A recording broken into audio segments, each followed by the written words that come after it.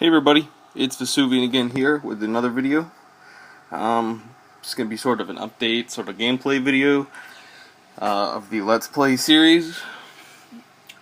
Yesterday, I don't know if it was yesterday. I think it was. Anyways, there was this notice on the events, that there was some sort of issue, I think. Yeah, server maintenance, completion, and rewards. They gave 2 mystical scrolls for people who played between August 8th, 1:30 a.m. and August 9th, 1:30 a.m. So they gave 2 mystical scrolls. I already opened them. I didn't really think much of it to record it, so I was like, whatever. So I opened them, and I didn't expect anything good. But I actually did get something pretty good. I got this Epicon Priest, which I saw the like shadow or like the figurine of what the Epicon Priest looked like, and I assumed it was another wind, but it was the water one, so I was extremely happy. Also, I got this werewolf. I got the Epicon Priest second and the werewolf first, so it was like that last mystical scroll, hoping to get something good, and I got the Epicon Priest. So I already have her runed up. Not the best runes, hardly upgraded them. I just put on a bunch of energy runes just to get the set effect so I could train with her. So what I've been pretty much doing is the Halls of Magic. The secret dungeon's open, and a lot of people are doing it, and a lot of people are doing it for the mana, but some people are doing it for the fodder, I guess. It's not all that bad. It's pretty good. I get a piece every time, and about 3,000 mana. So I guess it's kind of worth it. But I am running it for 5 energy, so for 3,000 mana for 5 energy, I could get more on Famine. But you know, the higher level you get, the better it is. So, but I can't really get that high yet without friends. So what I've pretty much been doing is farming magic, because there are several monsters I have to awaken. My Fire Pirate, my Wind Joker, I just blacked out. Water Epicon Priest, there we go. And from the friend invitations, I'm going to get the Light Fairy, hopefully soon. I was attacked. Okay then. I believe I attacked that person and I really messed up my strategy. Rating doesn't matter to me for now. I think rating really gets competitive, I think, at the much higher levels. Around, level 30. Because that's when everybody, I don't know. Level 30 is just that magic number, Level 35 is also really good, because you don't know how long people have been playing, and I guess it's all that strategy. It's a lot more strategy up there. So, the Halls of Magic, I'm going to be running through these and talking to you guys about Halls of Magic real quick. Each one. The first one, once you unlock Karo's Dungeon, you're probably not going to be able to complete until you get at least some stronger monsters.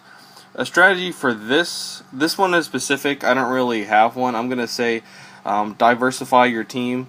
Try and get 3 attackers. At least that will work for the very first few magic dungeons. And it is the most efficient to farm. So I'm going to pause right here. This one, he inflicts big damage on one enemy, and this one inflicts an attack on enemy that ignores defense. So, 2 single target attacks. That one reduces or ignores defense, actually. I mean, I sped through that, but if you were low level, I mean, it would actually have some difficulty. So, I mean, what you're going to want to do is pretty much have a healer, possibly a support, or a tank. A tank would be better, because, they're going to be able to soak up hits. Specifically, try and get 3 attackers, 1 from each type. Definitely a healer. Possibly a healer who can heal more than one of your allies, but, I mean, like most people who will have Water Fairy, she can do the job pretty easily. Plus, she gets rid of reduced effects. This one has the first same ability, but its second one stuns an enemy for 1 turn. So, pretty much have to watch out for that. I wouldn't say you need to focus that crystal. He does have a stun chance, but I think for these first few ones, you're gonna want to just focus on the boss. He's really low health, and the crystals. I mean, yeah, they'll do damage to you, but they're really not that big of an issue. The third one, which is the one that I commonly farm, B4 is sort of a hit and a miss situation. I did pass it, but it was with a friend.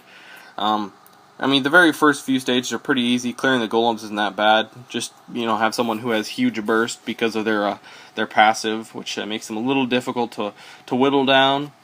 So you got all the 3 types of golems, and you have crystals. So as you can tell, this one has 5 crystals instead of 4 like last time. So keep that in mind. Having a monster with a good AoE is going to be very nice. Such as Joker, but not everybody has him. Hellhound also work nicely. So here, this one's pretty standard as well. This first skill is the same. The second one, which is the one that always seems to change each time, this one gives him immunity and removes all harmful effects. So he's, of course, as you can tell, immune to sleep. So that's a debuff. So if he activated this, or the crystal activated that, it would remove it. So pretty much the same rules. I don't think it matters much if you apply debuff on him or not, as long as you have a strong enough attacker and that you don't have to rely on debuffs and have a monster who is strong against enemies with lots of debuffs on them. I don't know how this next one is going to be. I think this one's pretty much a hit and miss as well, but we will see what happens. This one is the one where he gets invulnerability, which means he doesn't take any damage. The strategy for this, for lower level players, is to bring a monster who can either burst down that tower or get rid of strengthening effects. Witch would be nice. The wind one and the water one.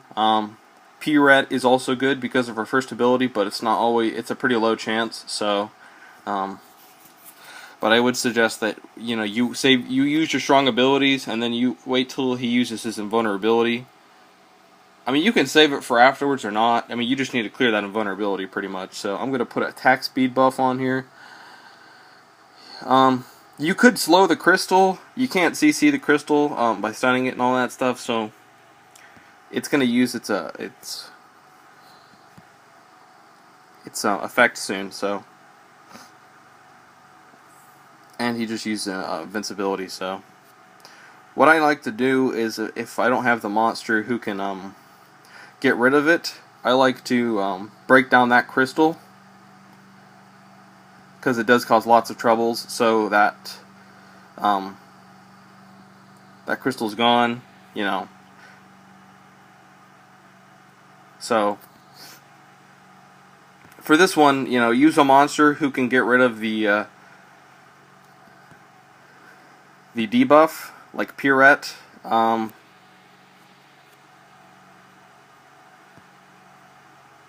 Use a monster who can ignore defense. That's really good too.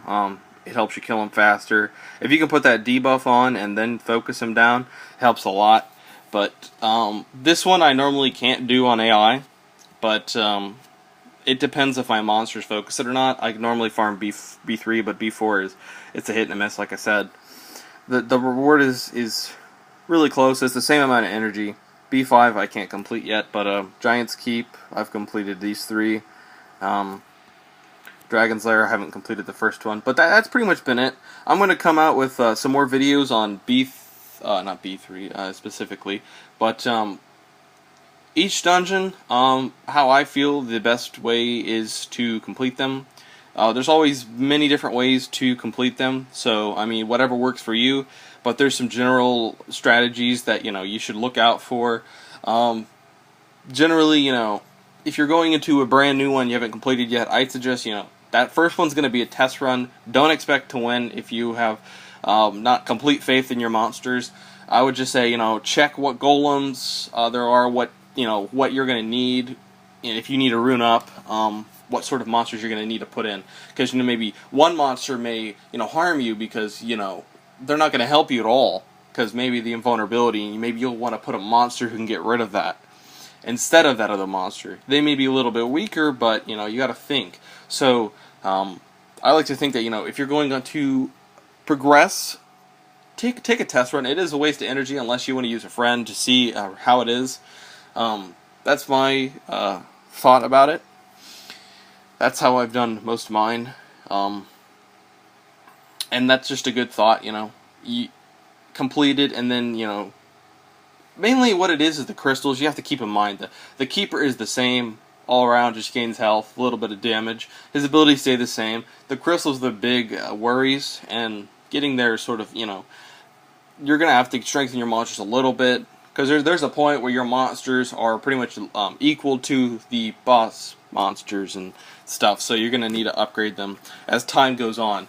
But that's been it, guys. Make sure you like and subscribe. Post in the comments how far you've gone in Hall of Magic, any other hall. I will be posting more videos the farther I get for tips on how to progress and strategies for each dungeon. Hope you guys liked the video. Peace.